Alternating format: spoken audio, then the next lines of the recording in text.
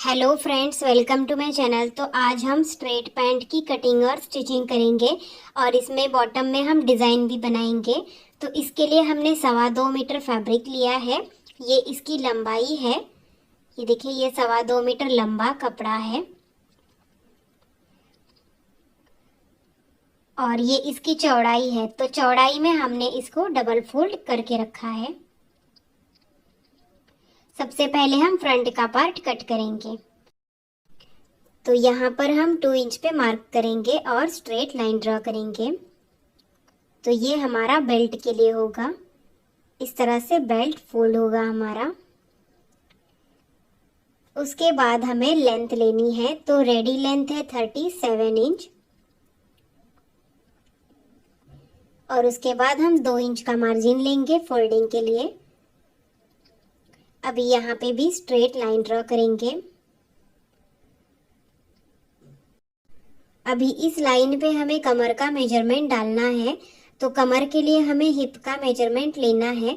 तो जितना भी आपका हिप का साइज है उसको 4 से डिवाइड करना है और उसमें 1 इंच की लूजिंग ले लेनी है। तो मेरा हिप साइज है 36 इंच, उसको 4 से डिवाइड करेंगे तो वो आ जाता है 9 इंच, प्लस 1 इंच लूजिंग लेंगे तो वो आ जाता है 10 इंच। तो यहाँ पर मैं कमर ले रही हूँ 10 इंच पे। ऊपर स्ट्रेट कर देंगे। अभी यहाँ से हम आसन लेंगे क्रॉच लेंथ। तो जितना आपका हिप का साइज है उसको 4 से डिवाइड करना है और उसमें 3 इंच ऐड करना है। तो मेरा हिप साइज है 36 इंच, उसको 4 से डिवाइड करेंगे तो वो आ जाता है 9 इंच, प्लस उसमें 3 इंच ऐड करेंगे तो वो आ जाता है 12 इंच। तो आसन आ गया मेरा 12 इंच का। ऊपर से बेल्ट को छोड़ के ही हमें 12 इंच पे निशान लगाना है। अभी इन दोनों पॉइंट्स को जोड़ देना है। अभी यहाँ पर हम 2.5 इंच पे मार्क करेंगे और क्रॉच के लिए गोलाई दे देंगे आसन के लिए। हेवी साइज के लिए आपको 3 इंच लेना है, मीडियम साइज के लिए 2.5 इंच ले लेना है। उसके बाद हमें इसका सेंटर निकालना है। तो इसका सेंटर आया है 6.5 इंच पे। तो 6.5 इंच पे निशान लगाएंगे और यही निशान हम नीचे बॉटम में भी लगा लेंगे।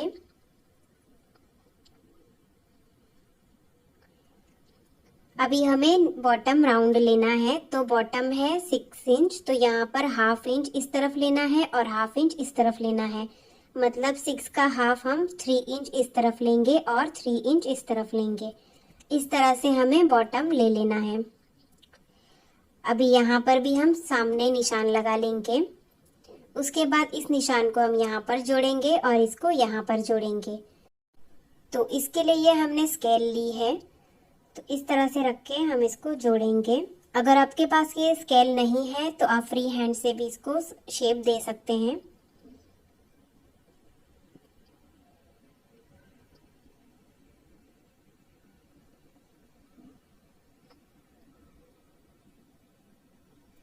तो फ्रंट पार्ट की मार्किंग हो गई है। अब हम इसकी कटिंग करेंगे।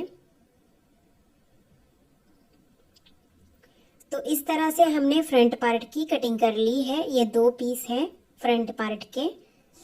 अभी फ्रंट पार्ट को साइड में रखेंगे और बैक पार्ट के लिए हम कपड़े को वापस 2 फोल्ड करेंगे। तो देखिए, हमने कपड़े को डबल में रखा है। अभी इसके ऊपर हम फ्रंट का पार्ट रखेंगे और यहाँ पर ऊपर से 2 इंच छोड़ के ही हमें रखना है।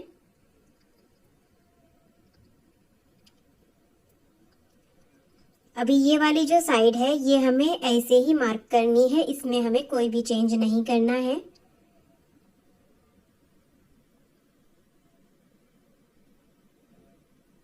और बॉटम में भी सेम मार्क करेंगे।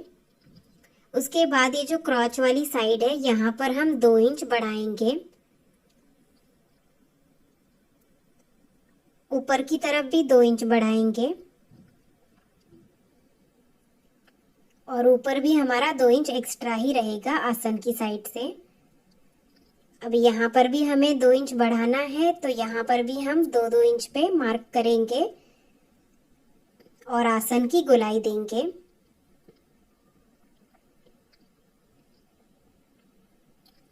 अभी नीचे की तरफ भी 2-2 इंच बढ़ा लेना है।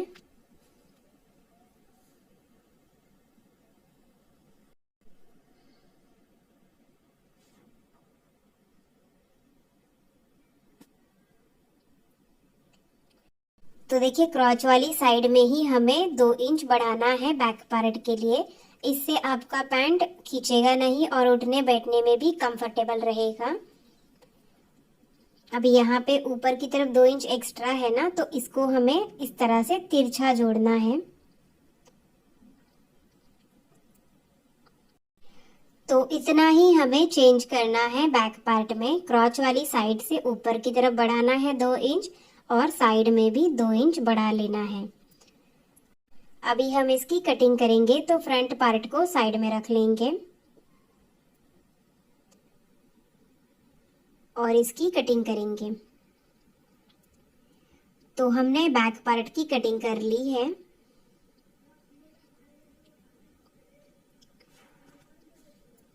तो ये हमारे 2 पीस है बैक पार्ट के और ये फ्रंट पार्ट है।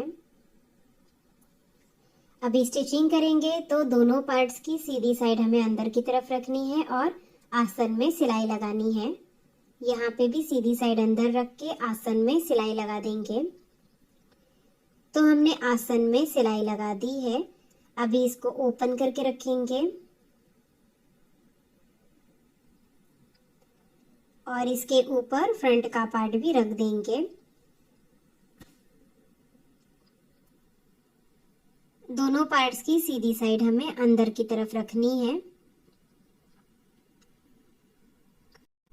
तो देखिए सीधी साइड अंदर की तरफ रख दी है हमने। उसके बाद हम सेंटर में सिलाई लगा देंगे। तो हमने सेंटर को स्टिच कर लिया है। अभी हमें साइड्स को स्टिच करना है। तो यहाँ पे बॉटम में हमें बटन लूप्स लगाने हैं।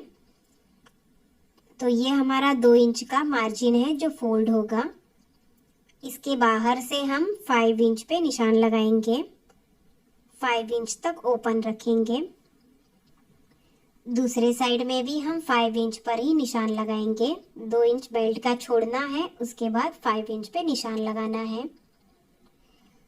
अभी यहाँ पर फ्रंट का पार्ट छोटा है और बैक का पार्ट बड़ा है, तो यहाँ पे कोई प्रॉब्लम नहीं आएगा। सिर्फ हमें दोनों पार्ट्स को किनारियों को मिलाना है इस तरह से और इसे स्टिच कर लेना है। किनारियों को मिलाना है और स्टिच करते जाना है। तो जहां तक हमने मार्क किया है वहीं तक स्टिच करेंगे और दूसरे साइड में भी हमें किनारियों को ही मिलाना है।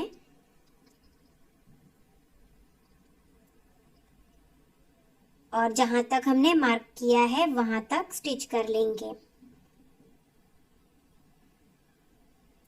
तो हमने दोनों साइड को स्टिच कर लिया है और इतना ओपन रखा है हमने दोनों साइड में। तो अभी हमें लूप्स लगाने हैं। तो इसके लिए ये हमने डोरी बनाई है। इसके हम 2.5 इंच के पीसेस कट कर लेंगे। तो ये हमने पीसेस कट कर लिए हैं। अभी पैंट को हम सीधी साइड में टर्न करेंगे तो लूप्स लगाने में आसानी होगी। तो इस तरह से सीधी साइड में टर्न कर लिया है। अब ये हमारा बड़ा साइज है, मतलब ये बैक का पार्ट है। तो यहाँ पर हम बी करके मार्क करेंगे क्योंकि हमें लूप्स बैक पार्ट में ही लगाने हैं। यहाँ पे भी ये बैक है तो बी करके मार्क करेंगे। उसके बाद हमें इसको इस तरह से बीच से खोलते हुए रखना है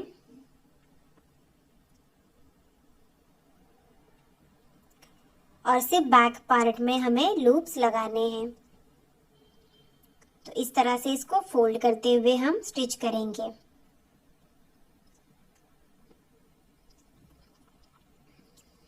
तो ये देखिए मैं आपको स्टिच करके दिखा रही हूँ। तो 2 इंच का जो मार्जिन है नीचे का उसको छोड़ के हमें लूप्स लगाना शुरू करना है।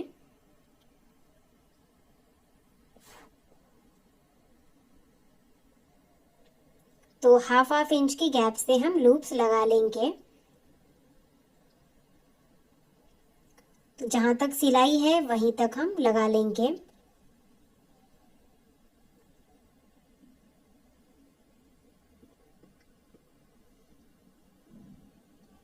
इस तरह से हमने लगा लिए। अभी इसको सीधी साइड में टर्न करना है और टॉप स्टिच लगा लेना है।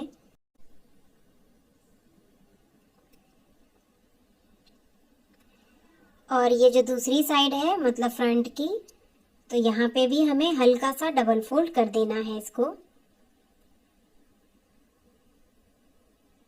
तो यहाँ पे कोई भी एक्स्ट्रा पट्टी लगाने की जरूरत नहीं है, एकदम फिनिशिंग के साथ ये हमारा रेडी हो जाएगा।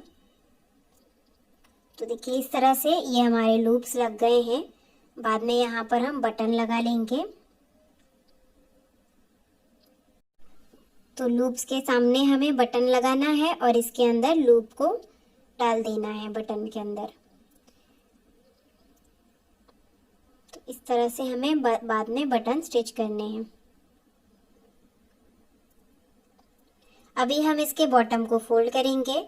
तो बॉटम में हमने 2 इंच का मार्जिन छोड़ा था, तो हमें 2 इंच का ही फोल्ड करना है। इस तरह से हमें इसको फोल्ड कर देना है।